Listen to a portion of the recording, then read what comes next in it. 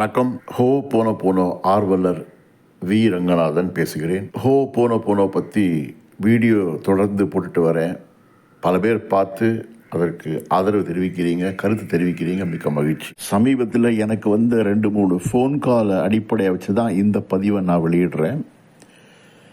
அதில் கூப்பிட்டுருந்தவங்க கிட்டத்தட்ட ஒரே மாதிரியான ஒரு சிக்கலில் தான் என்னை கூப்பிட்டுருந்தாங்க.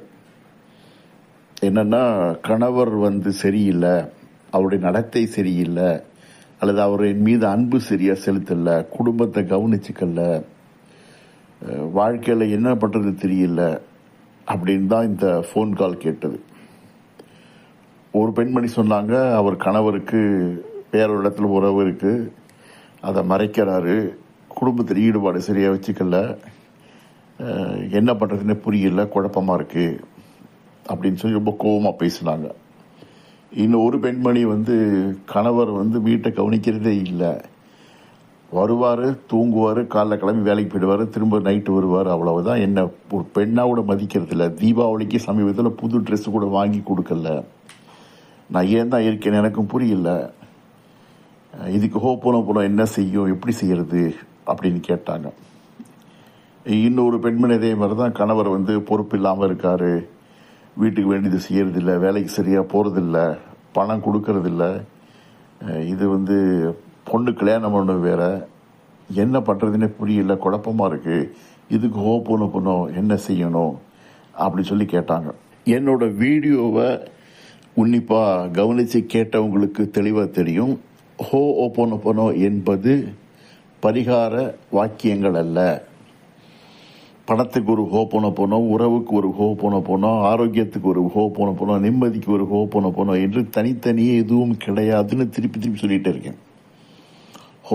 போனோ என்பது உள்ளத்தை திருத்தி உண்மையை உணர்ந்து கொண்டால் அங்கே பிரபஞ்ச அறிவு வேலை செய்ய துவங்குகின்ற பொழுது வாழ்க்கை சீரமைக்கப்படும் அப்படி தெளிவாக சொல்லியிருக்கேன்.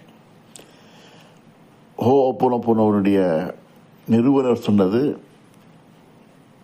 நம்முடைய வாழ்க்கையில் நாம் அனுபவிக்கின்ற ஒவ்வொரு பிரச்சனைக்கும் ஏதோ ஒரு வகையிலே நாம் தான் காரணமாக இருக்கிறோம். ஆகவே அந்த பிரச்சனை விலக வேண்டும் என்றால் யார் உங்களுக்கு பிரச்சனை தராங்களோ அவங்க விலகுவதால் உங்கள் பிரச்சனை தீராது. உங்களுடைய உள்ளத்திலே படிந்துள்ள அந்த கரை நீங்குகின்ற பொழுது, உங்களுக்குள் இருக்கின்ற உள்ளார்ந்த தூய்மை மீண்டும் துலங்குகின்ற பொழுது வாழ்க்கையின் துன்பங்கள் தொலைகிறது அப்படின்னு சொல்லியிருக்காங்க.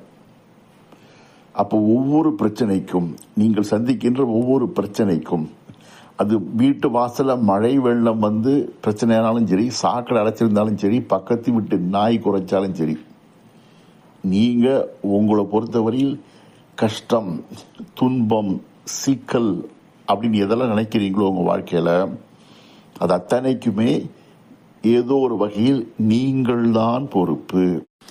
அப்படி இருக்கும் பொழுது இந்த 3 பெண்களையுமே என்கிட்ட கேட்ட கேள்வி என்ன தெரியுமா, அது எப்படி சார், என் கணவர் வேற ஒருத்திக்கிட்ட போயிட்டு இருக்காரு, அவங்க வீட்டிலேயே தங்கி இருக்காரு, அதுங்கிட்ட மறைச்சிருக்காரு, அவருடைய கெட்ட நடத்தைக்கு நான் எப்படி சார் பொறுப்பாக்க முடியும் அப்படின்னு சொன்னாங்க. இன்னொரு பெண்மணி, சார் அவர் வீட்டில் ஈடுபாடு இல்லாமல் விலகியே இருக்காரு, நான் எந்த தப்புமே பண்ணலையே, நான் மனைவியாக அவருக்கு வேண்டிய எல்லாமே செஞ்சு தான் கொடுத்துட்ருக்கேன், வீட்டுக்குள்ளே தானே இருக்கேன், நான் மனசாட்சிப்படி நான் வாழ்ந்து தானே இருக்கேன், அவர் என்மேல் அன்பு செலுத்தினேன், நான் எப்படி பொறுப்பாக முடியும் அப்படின்னாங்க. அதே மாதிரி இன்னொரு பெண்மணியும், என் கணவர் சரியாக வேலைக்கு போகலை, சரியா இல்லை, நான் எப்படி பொறுப்பாக முடியும் என்று கேட்டாங்க. இந்த 3 பேருக்கும் சொல்கிற பதில், அல்லது இந்த 3 பேருக்கும் சொன்ன பதில், அதன் மூலமாக இந்த வீடியோ கேட்குற எல்லாரும் சொல்கிற பதில் அதுதான். இதில் யார் தப்பு யார் சரி என்பதை விட போனோ மூலமாக உங்களுக்கு தீர்வு வேண்டும் என்று சொன்னால், உங்கள் வாழ்க்கையில் நீங்கள் சந்திக்கின்ற எல்லா சிக்கலுக்கும், சங்கடங்களுக்கும், வேதனைகளுக்கும், பிரச்சனைகளுக்கும் நீங்கள் தான் பொறுப்பு என்பதுதான் அடிப்படை. இதை ஏற்றுக்கிட்டாதான் போனோ நீங்கள் செய்யறதுல பலன் இருக்கும், இல்லைன்னா பலன் இருக்காது. அது எப்படி நான் பொறுப்பாக, அவர் தான் தப்புன்னா சிக்கல்ல இருந்து விலக முடியாது உங்களால். போனோ பண்ணாதீங்க, விட்டுருங்க, நடந்து வேற ஏதாவது பண்ணுங்க. போனோ தீர்வு வேணும்னு சொன்னீங்கன்னா நீங்கள் சந்திக்கின்ற ஒவ்வொரு சிக்கலுக்கும் பிரச்சனைகளுக்கும் நீங்களே தான் பொறுப்பு என்பதை ஏற்றுக்கொண்டு விட்டு இந்த 4 வாக்கியங்களான நான் வருந்துகிறேன், என்னை மன்னித்து விடு, உன்னை நான் நேசிக்கிறேன், உனக்கு நன்றி, I am sorry, please forgive me, I love you, thank you என்று சொல்லிக்கொண்டே இருந்தால் அப்பொழுது மனசில் படிஞ்சிருக்கிற என்னன்னு தெரியாத ஏதோ ஒரு தவறு அல்லது கரை இருக்குல்லையே, அது கரைந்து போகுமாம். அப்பொழுது உங்களுக்கு பலன் கிடைக்கும் சொல்கிறாங்க. இதை ஏற்றுக்கிட்டால் ஹோப்போனோ பண்ணுங்க, இல்லைன்னா ஹோப்போனோ பண்ணாதீங்க அப்படிங்கிறத முதல்ல நான் சொல்ல விரும்புகிறேன். பொதுவாக ஹோப்போனோ வாக்கியங்களை சொல்லிகிட்டே வந்தாலே போதும், உங்கள் வாழ்க்கையின் சிக்கல்கள் எல்லாம் தானாக சிதறி போகும், விலகி போகும், வாழ்க்கை துலங்கும் அப்படிங்கிறது தான் விதி. இருந்தாலும் மக்களுக்கு ஒரு சந்தேகம் வருது, நான் எதை நினச்சி ஹோப்போனோ சொல்லணும் அப்படின்னு கேட்குறாங்க. இந்த பெண்கள் கேட்டதெல்லாமே என் கணவன் என்னை விட்டு பிரியணும் அப்படின்னு ஹோப்போனோ சொல்லலாமான்னு ஒரு பெண்மணி கேட்டாங்க. இன்னொரு பெண்மணி என் கணவர் திருந்தணும்னு சொல்லி நான் ஹோப்போனோ சொல்லலாமா அப்படின்னு கேட்டாங்க. அதாவது அவங்க எப்படி இருக்கணும் அப்படின்னு நினச்சி நான் ஹோப்போனோ சொல்லுவான்னு கேட்குறாங்க. அவங்களுக்காக சொல்கிறேன், சரி உங்களுக்கு என்ன வேணுமோ அதை மனசில் நினச்சிக்கிட்டு அதன் பிறகு ஹோப்போனோ சொல்ல ஆரம்பிக்கலாம். இது நான் சொல்கிறதுக்கு காரணம் என்னென்னா, வெறுமனே ஹோப்போனோ வாக்கியம் சொன்னாலே போதும், இருந்தாலும் கூட மக்களுக்கு ஒரு சந்தேகம் வருது, இப்படி சொல்லணுமா அப்படி சொல்லணுமான்னு கேட்குறாங்க இல்லையா. அதுக்காகத்தான் சொல்கிறேன், உங்களுக்கு இலக்கு என்ன வேண்டுமோ அதை மனசில் நினைத்து கொண்டு, உதாரணமாக இப்போ இந்த பெண்மணி என் கணவன் நடத்தை சரியில்லை, அவர் என் விவாகரத்து கூட செய்ய தயாராக இருக்கார் போல தெரியுது, எனக்கு ரொம்ப தலைவலியாக இருக்குது, பிரச்சனையாக இருக்குது அவர்னால, அப்போது என் கணவர் என்னை விட்டு விலகணும் அப்படின்னு நினச்சிட்டு ஹோப்போனோ சொல்லுமான்னு கேட்டாங்க. அவங்களுக்கு நான் சொல்கிற பதில், அதன் மூலமாக மற்றவங்களுக்கு சொல்கிற பதில், நெகட்டிவாக எய்ம் பண்ணி அதுக்கு நீங்கள் ஹோப்போனோ சொல்லாதீங்க. ஃபார் எக்ஸாம்பிள், இந்த பெண்மணி என் கணவர் என்னை விட்டு விலகணும்னு நான் ஹோப்போனோ சொல்லுமான்னு கேட்குறாங்க. அப்படி சொல்லாமல் அதுக்கு பதிலாக என் வாழ்க்கையில் எனக்கு எது நல்லது நடக்குமோ அது விரைவில் நடக்கிறது அப்படின்னு நினச்சிக்கிட்டு ஹோப்போனோ சொன்னால் நல்லது. கணவன் விலகணுமா அப்படின்னு கேட்டால், அதை விட விலகினால் வாழ்க்கையில் என்ன கிடைக்கும்னு நினைக்கிறீங்க அப்படின்னு கேட்டேன். எனக்கு ஒரு நிம்மதி கிடைக்கும்னாங்க. அப்போது ஒன்று பண்ணுங்க, என் வாழ்க்கையில் விரைவில் நிம்மதி கிடைக்கிறது, எனக்கு எது சரியோ அது நடக்கிறது அப்படிங்கிற ஒரு உறுதியை மனசில் கொண்டு வந்துட்டு அதுக்காக ஹோப்போனோ வாக்கியம் சொல்ல ஆரம்பிங்கன்னு சொன்னேன். அடிப்படையில் ஒரு சிக்கலோ பிரச்சனையோ இருக்குன்னா அந்த பிரச்சனையை நெகட்டிவாக பார்க்காம, அந்த பிரச்சனை போயிடுச்சுன்னா அதனால் பலன் என்ன கிடைக்கும் அப்படிங்கிறத மனசில் நினச்சி பார்த்து அதன் பிறகு ஹோப்போனோ சொல்லலாம். அது சொல்கிறது இந்த பதிவே நான் போடுறேன் நான்.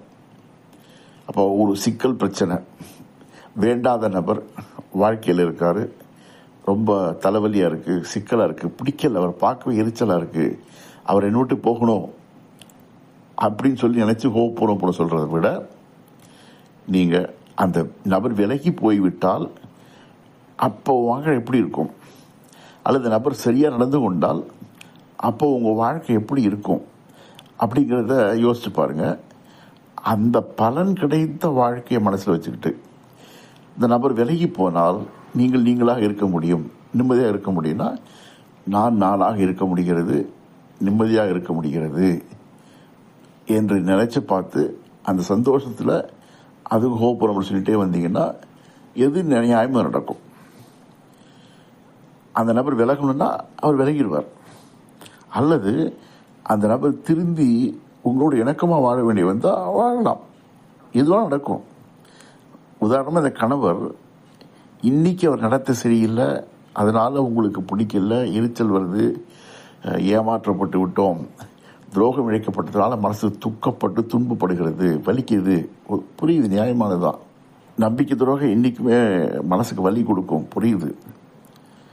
ஆனால் அவர் விலகணும் அப்படின்னு ஹோப்போனோ சொல்கிறத விட, விலகிவிட்டால் வாழ்க்கை எப்படி இருக்கும், அந்த நிம்மதி இருக்குன்னா என் வாழ்க்கையில் எல்லாம் சரியாக நடக்கிறது, அதன் மூலம் நிம்மதி கிடைக்கிறது அப்படிங்கிற அந்த மனநிலையில் நீங்கள் ஹோப்போனோபோனோ சொல்ல ஆரம்பிச்சிங்கன்னா, அதை நினச்சிக்கிட்டு என் வாழ்க்கையில் நல்லது நடக்குதுப்பா, இனிமேல் நான் நிம்மதியாக வாழறேன் அப்படின்னு நினச்சிட்டு அப்புறம் ஹோப்போனோபோனோ சொல்ல ஆரம்பிச்சிங்கன்னா சரியாக இருக்குங்கிறது என்னோடய ஆலோசனை. அப்போது சிக்கல் பிரச்சனை எதுவாக இருந்தாலும் அந்த பிரச்சனை விலகினால் என்ன பலன் கிடைக்குமோ அந்த பலனை மனசில் வச்சுக்கிட்டு நீங்கள் ஹோப்போனோபோனோ சொல்லி வந்தால் உங்கள் வாழ்க்கையில் நீங்கள் நிம்மதியும் மகிழ்ச்சியும் பெறலாம். இப்போ கணவர் சரியில்லைன்னு சொன்னால் கணவன் மேலே கோபத்தையும் வருத்தத்தையும் எரிச்சியில் வச்சுக்கிட்டே ஹோப்போனோபோனோ சொன்னீங்கன்னா பலன் தராது. ஏன்னா மனசு நெகட்டிவாக பதட்டத்தில் இருக்கும்போது எதுவுமே சீராக இருக்காது, பதறாத காரியம் சிதறாது. அப்போது கணவன் சரியில்லை, நடத்தை சரியில்லை, அல்லது அவருடைய போக்கு சரியில்லை, வீட்டில் அன்பாக இல்லை, எப்படி இருந்தாலும் சரி அவங்கள பற்றின நெகட்டிவ் எண்ணத்தை வச்சுக்கிட்டு ஹோப்போனோபோனோ சொல்ல வேண்டாம். அவர்கள் சரியாக இருந்தால் உங்கள் வாழ்க்கை எப்படி இருக்கும் அதை நினச்சி ஹோப்போனோபோனோ சொல்லலாம். அல்லது அவர் விலகிவிட்டால் உங்கள் வாழ்க்கை எப்படி இருக்கும் அந்த சூழலை மனசில் நினச்சி ஹோப்போனோபோனோ சொல்லலாம். இப்போ பாசிட்டிவாக நினச்சி அந்த பாசிட்டிவ் சூழ்நிலைக்கு வரீங்கிற நினப்பில் அதை எய்ம் பண்ணி ஹோப்போனோபோனோ சொல்லுங்கள். அப்போ உங்களுக்கு பலன், நல்ல பலன் விரைவில் கிடைக்க வாய்ப்பு இருக்கிறது என்பதுதான் என்னுடைய ஆலோசனையாக இந்த வீடியோ மூலமாக சொல்கிறேன். வாழ்க வளத்துடன். சப்ஸ்கிரைப் பண்ணுங்கள், லைக் பண்ணுங்கள், ஷேர் பண்ணுங்கள், கமெண்ட்ஸ் பண்ணுங்கள். மறக்காமல் பக்கத்தில் இருக்கிற பெல் பட்டனையும் டிங்குன்னு தட்டி விடுங்க.